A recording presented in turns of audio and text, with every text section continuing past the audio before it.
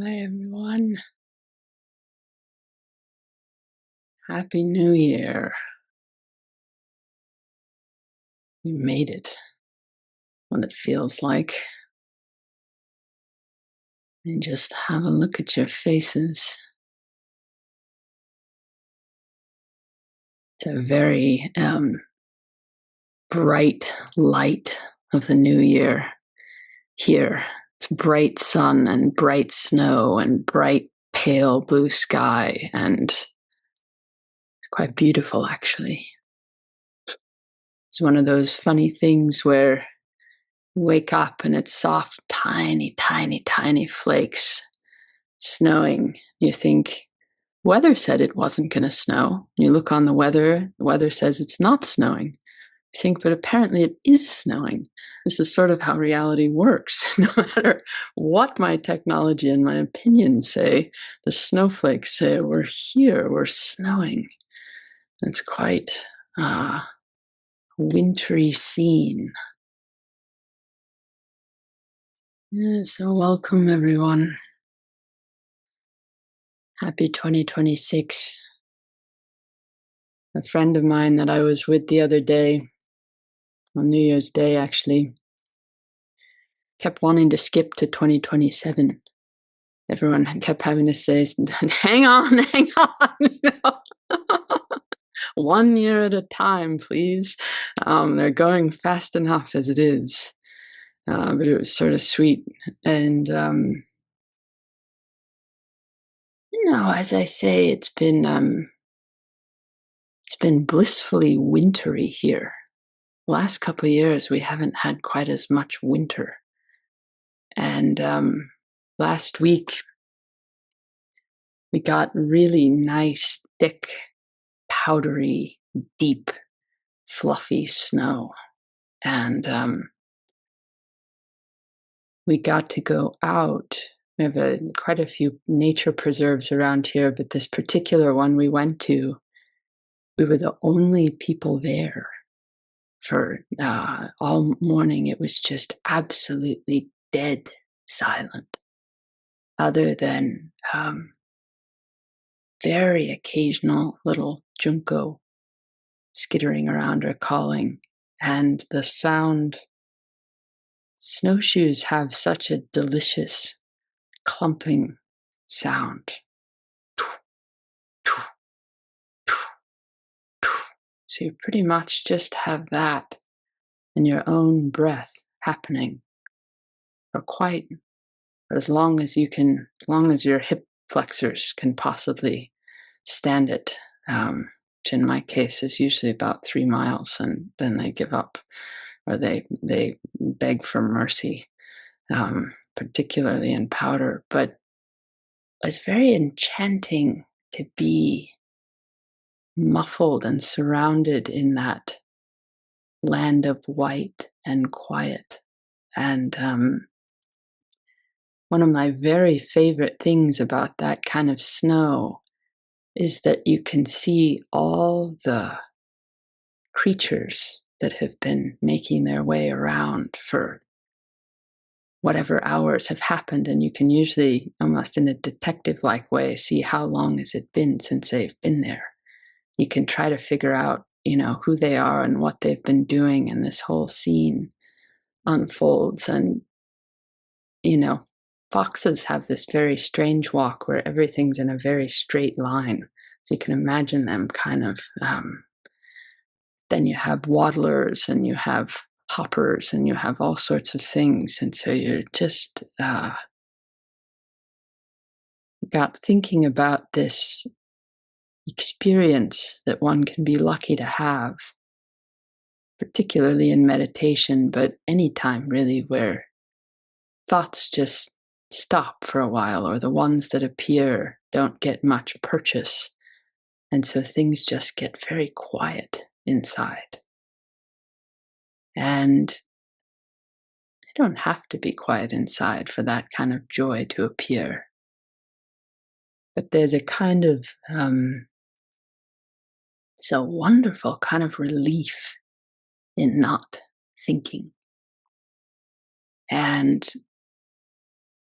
one of the things I think is worth it about having a practice, despite all the other things, is that you put yourself in the way of that happening, of not thinking. And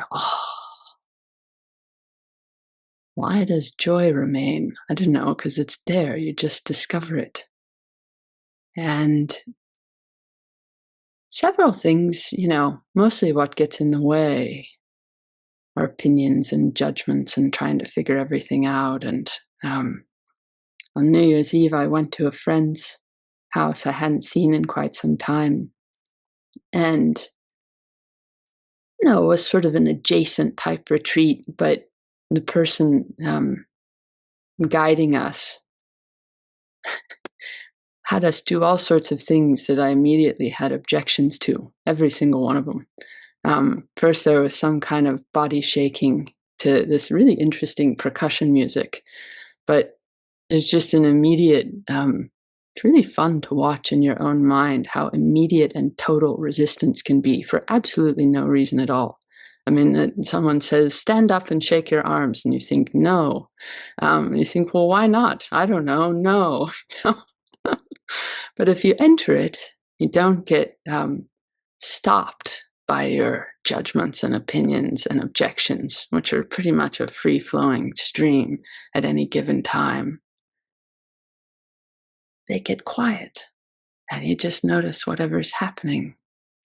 In this case, there was some of this interesting percussion, and then there was dancing, which also got an immediate no, but turned out to be fun. And there was some kind of interesting chanting for like a half hour. And I remember this from when I was in high school, used to run. Even in the winter, I'd go out and run.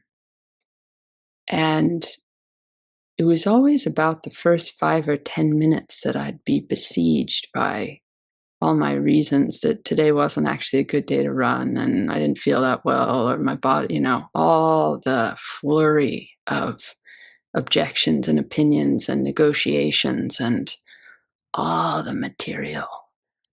And if I could hang in with that in any way and not believe them, something would go quiet inside. And not unlike that snowshoeing, there'd just be my breathing and the patting of my feet. And I would begin to be just carried by things. I'd hear the dragon murmurings in the withered tree. And someone would be there watching and feeling and seeing what's happening. But, and I'm sure you've noticed this, when you're not thinking, you actually can't make a self. It's a very interesting thing. You just can't do it. You have to have thoughts and opinions and various things to be able to construct one. And when you get out past that constructing, or like a sort of cranky muscle, it finally relaxes. You just have what's happening. And who you are in it is far less important. And I was thinking,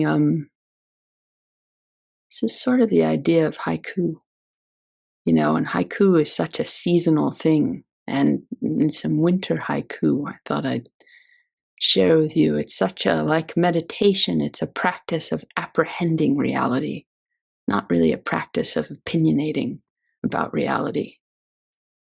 And these are a couple. Basho says, winter solitude. In a world of one color, the sound of wind.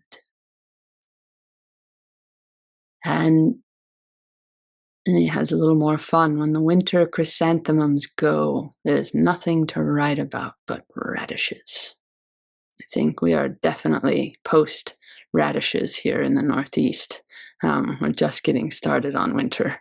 My California friends are already thinking spring. And Soa Nakagawa has some really, this is perhaps one of my favorites. He says, in winter, the 7 stars walk upon a crystal forest. You see, oh yeah, that's part of the being in the deep, quiet, and dark of winter.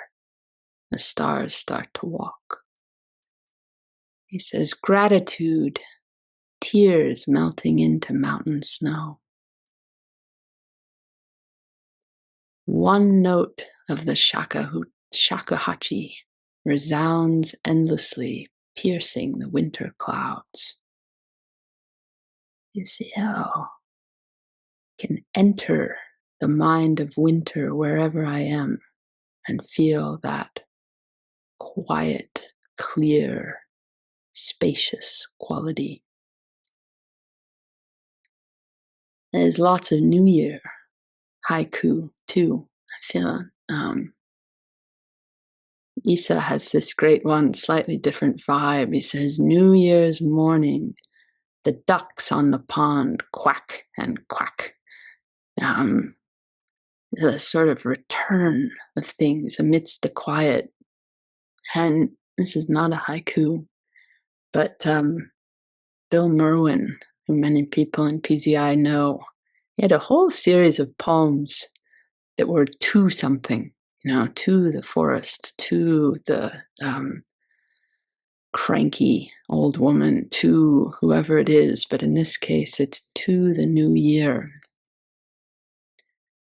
He says, with what stillness at last you appear in the valley, your first sunlight reaching down to touch the tips of a few high leaves that do not stir, as though they had not noticed and did not know you at all.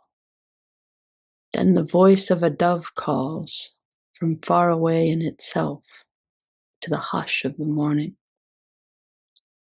So this is the sound of you, here and now, whether or not anyone hears it.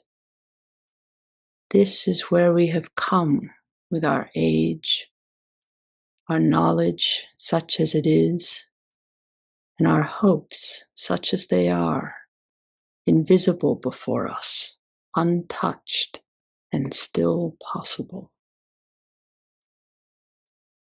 It's kind of it is a kind of blessing on the new year. And the baby is often an apt symbol, but it is like a new life appearing. We have all these hopes and expectations, maybe, that we try to put on its life, but really it has its own life. It's carrying its own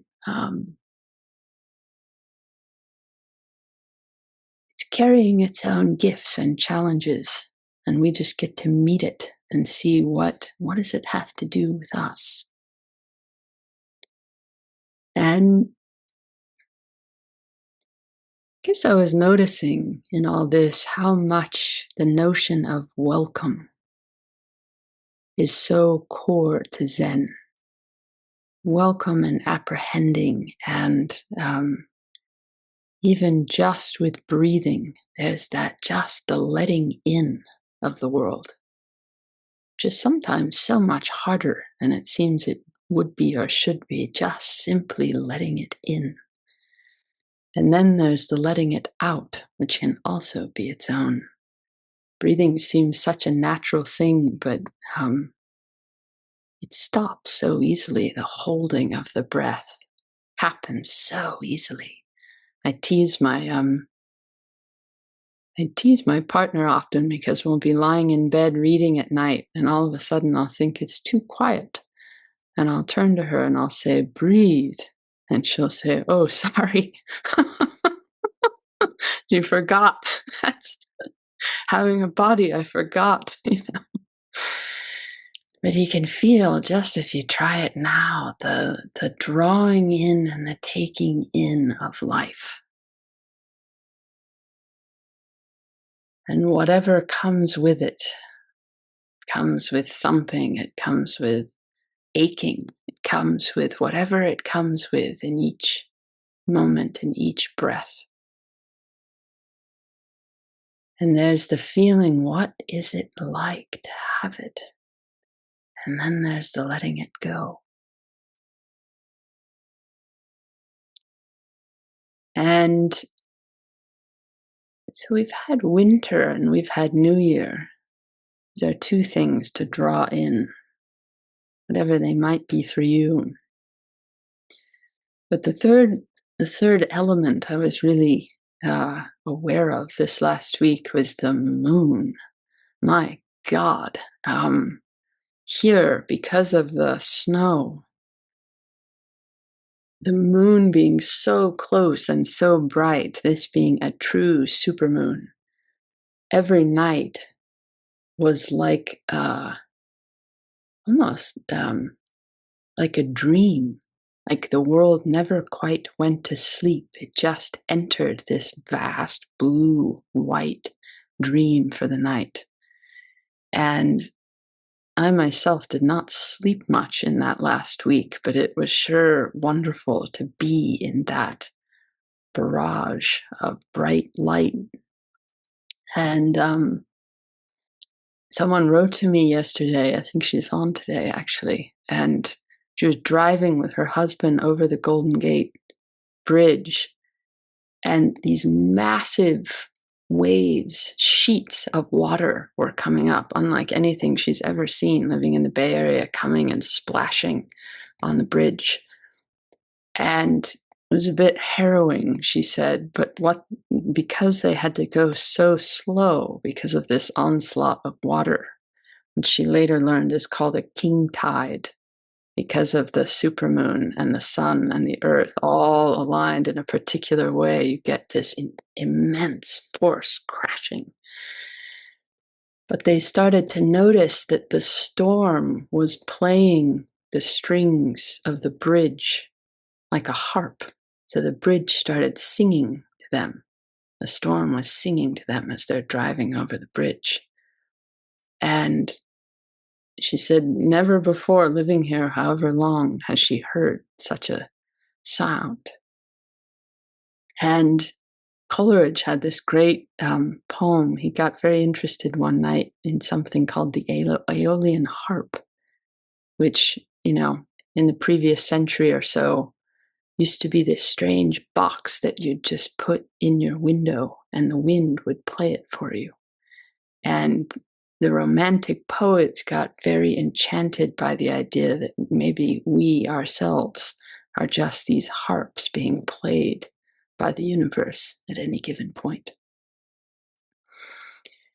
And it feels a bit like that with all these different things going on, these moon things. But I came across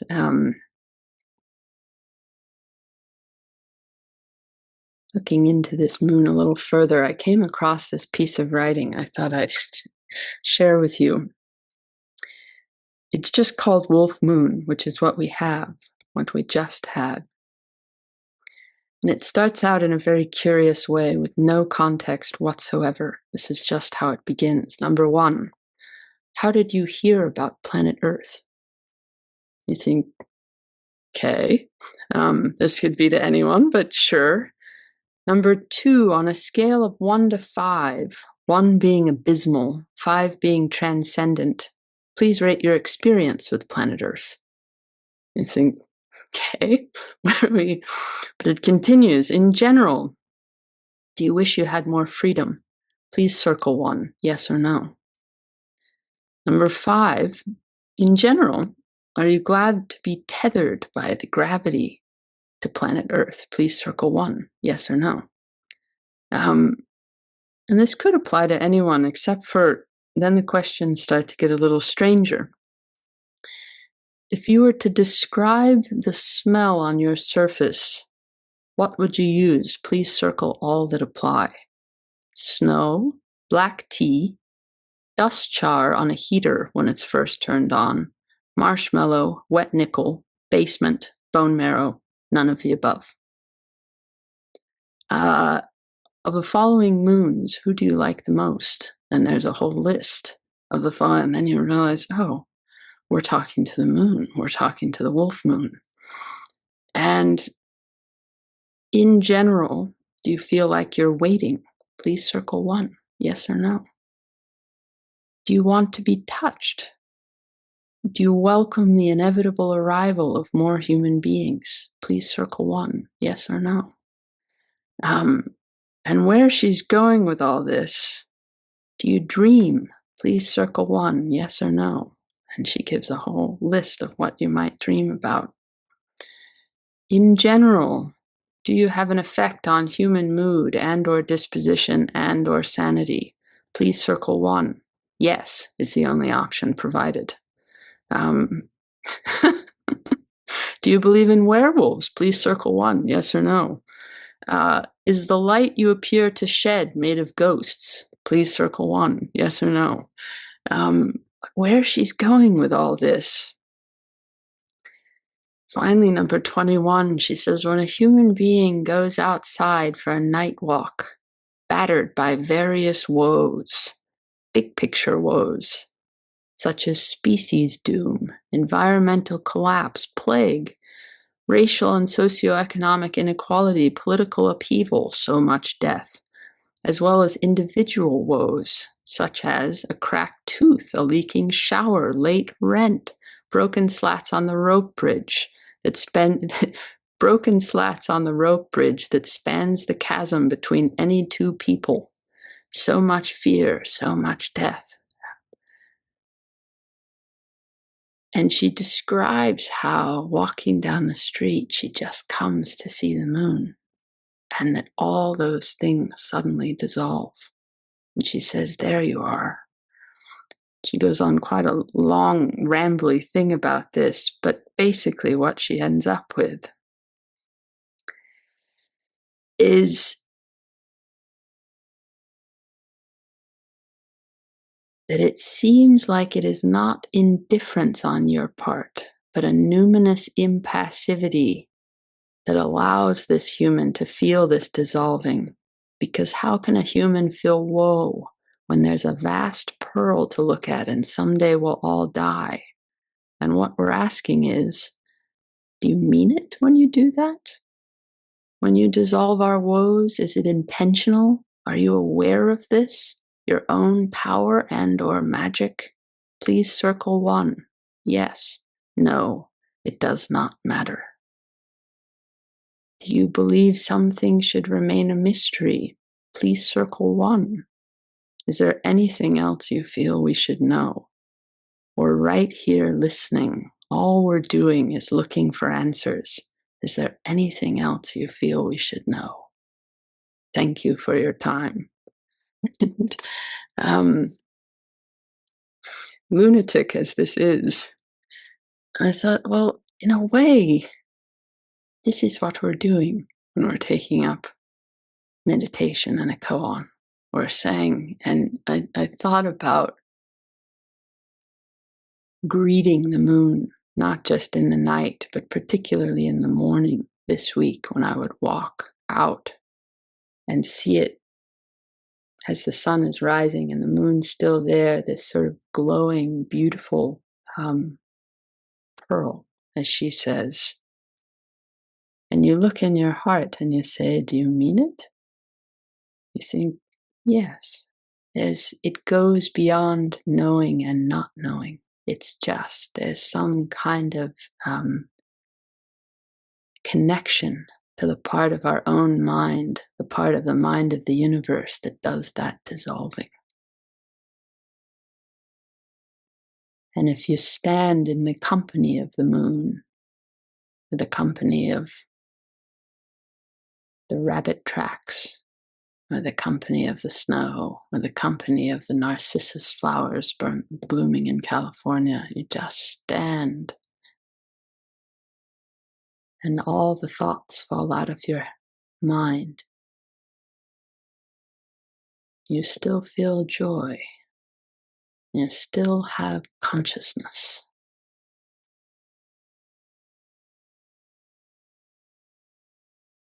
And What am I doing?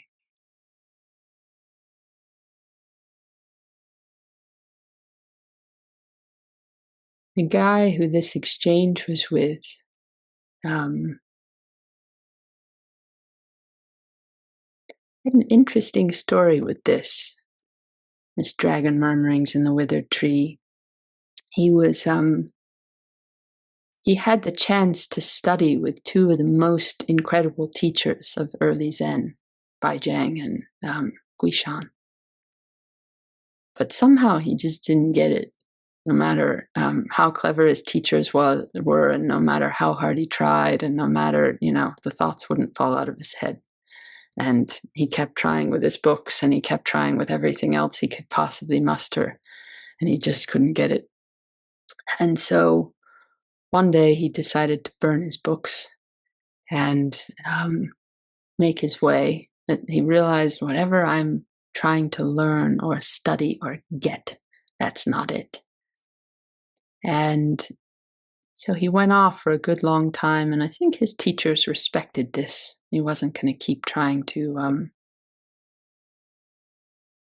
maybe better said, he was willing to step off the known track. He was willing to let go of whatever he thought he was doing, which always seems a helpful thing in the new year.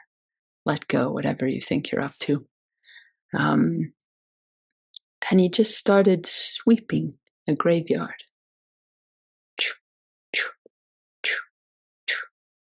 For a very long time, it just became his way of being in the world, was just to tend this space, not knowing why, but it being enough in and of itself just to do.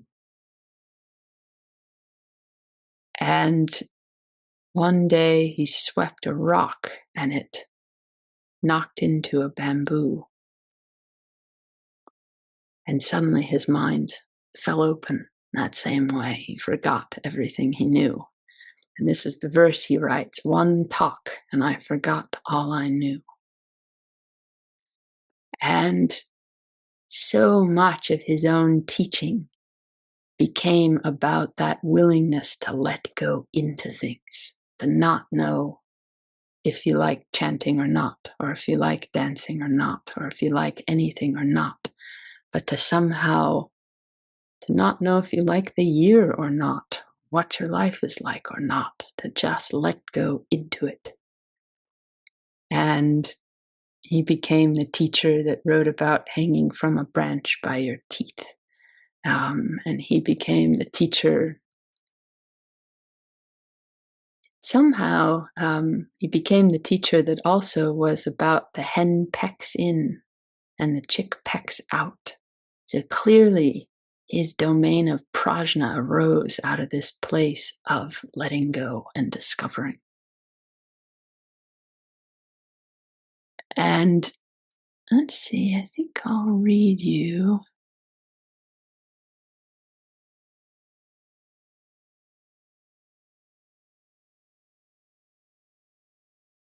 Read you one more poem, and let's sit. This is another Bill Merwin poem. It's just called Night Singing. And I guess in a way, it's about when all of the thoughts in your head fall out.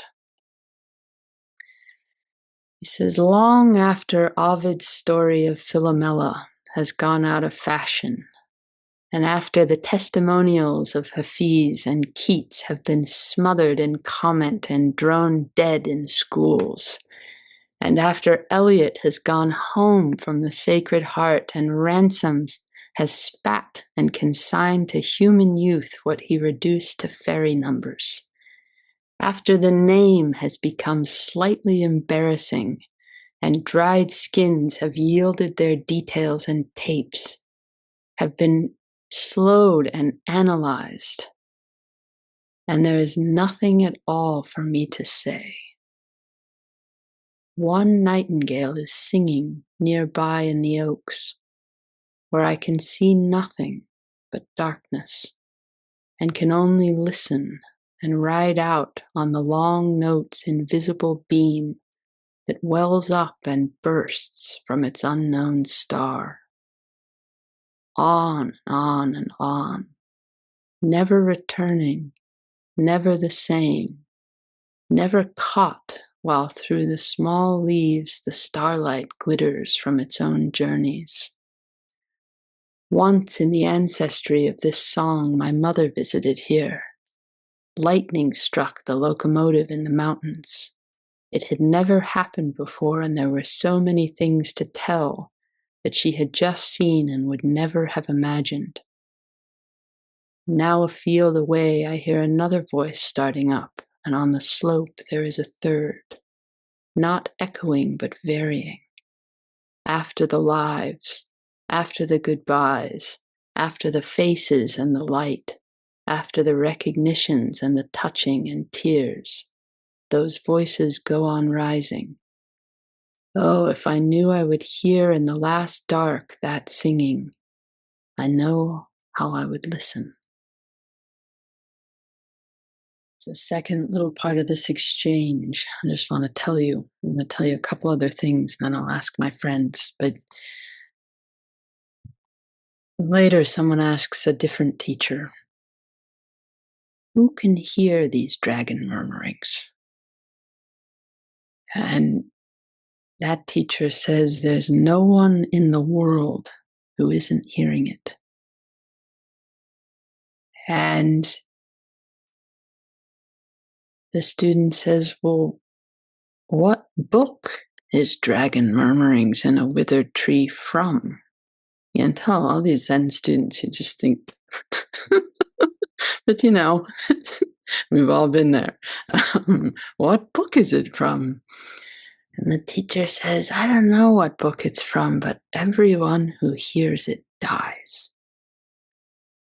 And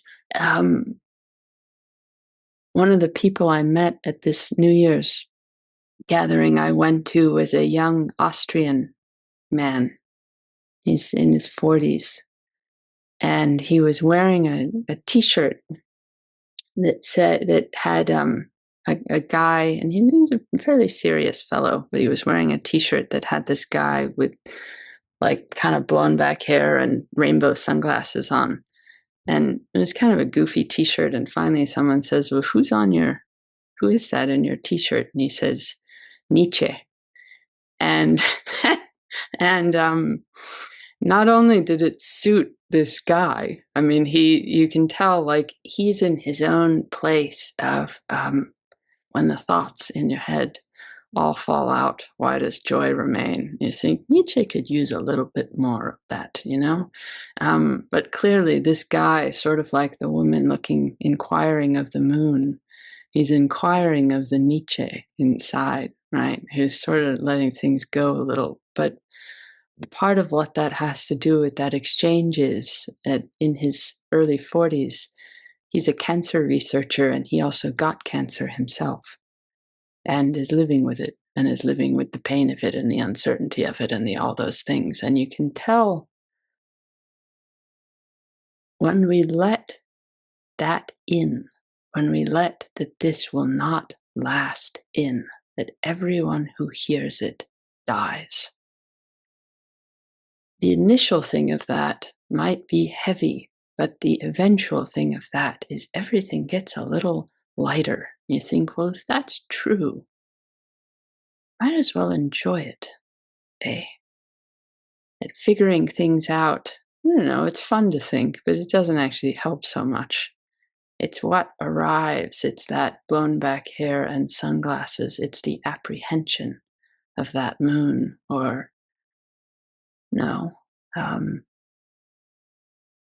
nightingale, or the tree, or the snow, or your favorite chair, or whatever. Things as they are, even the difficult things, won't last. And there's a joy somehow in that. So, no, John Tarrant, you have anything you'd like to say? Hi. I enjoy enjoying this. Thank you.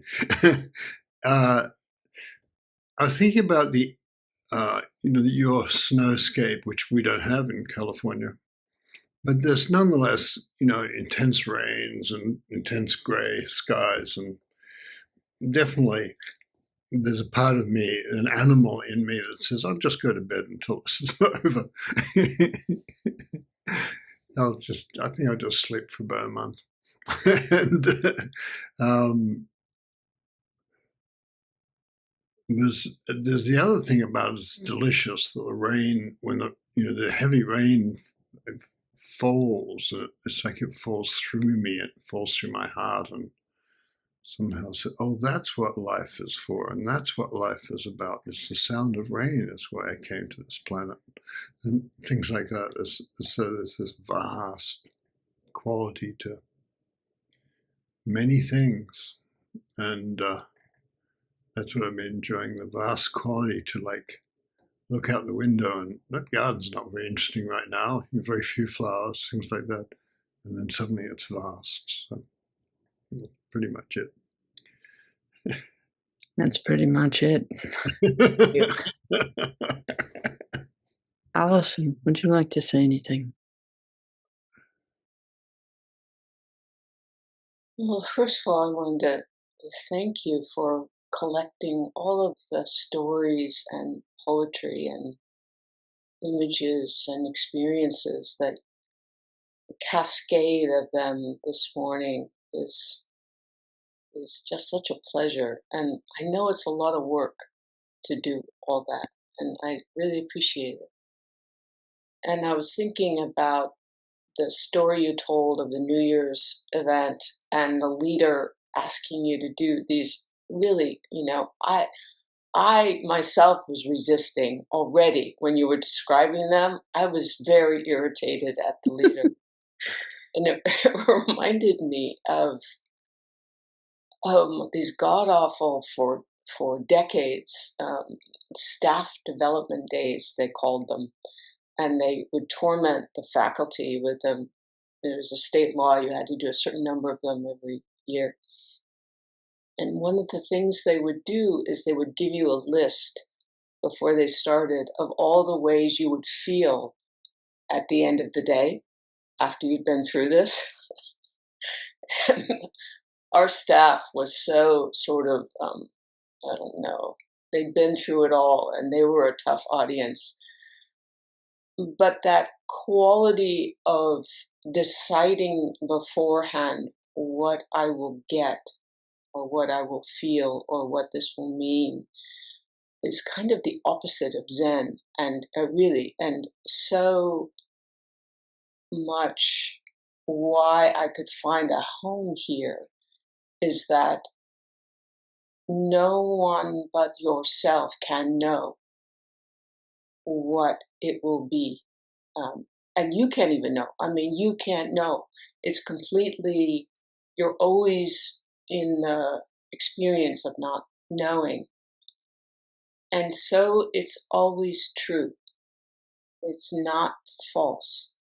Like it says, I think, in the Heart Sutra, it is true and not false, because I'm not manufacturing it beforehand and coercing reality to fit into something. I'm reading this book on, there was the Jung book on dreams, memories, and reflections, which came out a long, long time ago. But there's a new version where it's kind of all the outtakes, everything that was, it's the full interviews with none of the editing. And so I am getting this slightly alarming experience of Jung's mind, not smoothed out or edited out. And then there are these long footnotes from the woman who, conversations between the woman who's interviewing Jung and the man who's putting together the book. He considers it his book, and then the publishers. And they're all, the publisher and the man who thinks he's writing the book, keep sort of pushing the woman who's interviewing Jung. Well, can't you get him to talk about X? Or could you get him to talk about less about Y? Or could you have him explain why he said this, and people are attacking him for it? And she says, to him, she writes back to him, "You don't quite understand how the interviews are going. I meet with him in the morning, and I might suggest one topic, and then I wait. And he might not say anything for 2 or 3 hours, and I just wait. And then he might speak on something completely unrelated, as far as I can tell, and that's the answer." So that's a little bit like Zen, where um, we aren't coercing or reality. We're listening to the sounds that dragon murmurings. That's great. Thank you. Friend of mine was telling me a story recently. He does some speaking, and I guess he was billed next to a woman who, um, in the tech world, which is a very different leadership landscape than has been typical, no suits, hoodies, and t-shirts, and no identification with this kind of leadership. And I guess this woman was coming in wanting to tell them how courage and bravery was the thing. And she kept trying to ask them, well, um, when have you been courageous? And they would say, well, we're not courageous.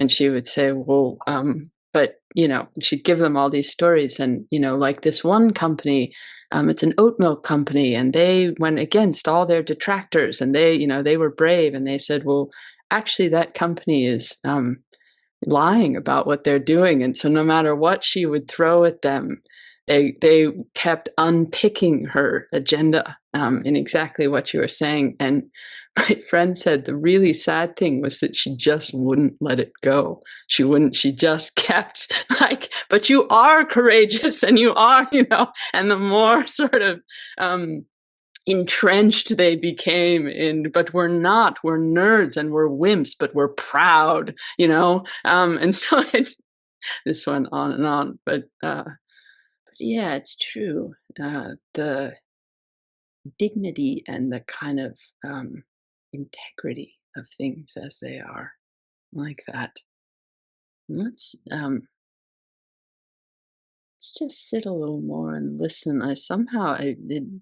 These early days, it's interesting. Back in the lunar calendar months, sometimes the new year wouldn't start for like 2 months until the moon got in the right place. And so there'd be these huge gaps where time was unbound, and how it was going to go and the different ordering of things hasn't arrived yet.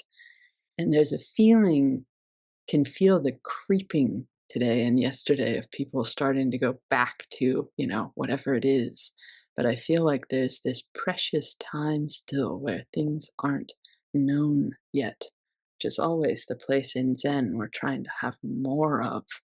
But I feel like let's just kind of savor it together while we can before it's Monday.